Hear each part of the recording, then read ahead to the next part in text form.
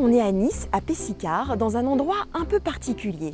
Ce jardin que vous voyez autour de moi n'est pas seulement un jardin, il cache aussi une école. Et cette école permet aux enfants d'apprendre au contact de la nature. Donc l'humain, pour compter, il s'est sans doute inspiré de la nature, de ce que la nature lui a donné, c'est-à-dire nos 10 doigts. Suite à un voyage avec mon épouse au début des années 2000 dans l'Himalaya indien, on s'est aperçu qu'il y avait un degré d'harmonie entre humains et avec la nature qui était possible.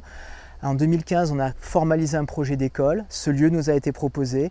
On a petit à petit construit pendant 10 ans ce projet. Et nous sommes heureux de donner naissance maintenant à une école qui marie la permaculture, l'immersion dans la nature, les pédagogies de projet pour répondre à un vrai besoin de reliance et d'esprit de synthèse plutôt que d'esprit d'analyse. Ici, en fait, on suit exactement les instructions officielles, les programmes de l'éducation nationale. C'est la façon de découvrir et de s'entraîner aux notions qui changent.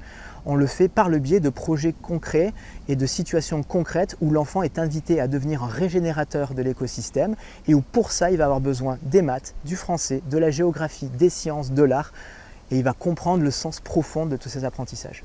Mais pour arriver à faire des feuilles, on va avoir besoin de quelque chose d'autre. Quand vous mettez votre main dans la lumière, vous touchez quoi exactement?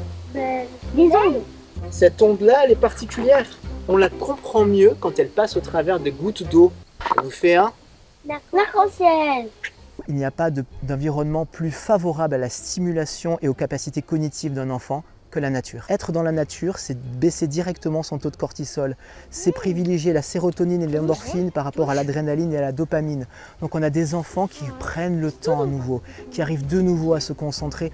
Ensuite, être plongé dans une nature qu'il faut régénérer, aménager en permaculture, c'est très riche pour l'enfant parce que nous lui transmettons du coup pendant 8 ans de créer des écosystèmes nourriciers pour l'humain qui n'endommagent pas la planète mais qui la réparent. Entre cabanes, potagers et études de la forêt, les enfants apprennent des savoirs traditionnels qui leur permettront également de répondre aux défis de demain.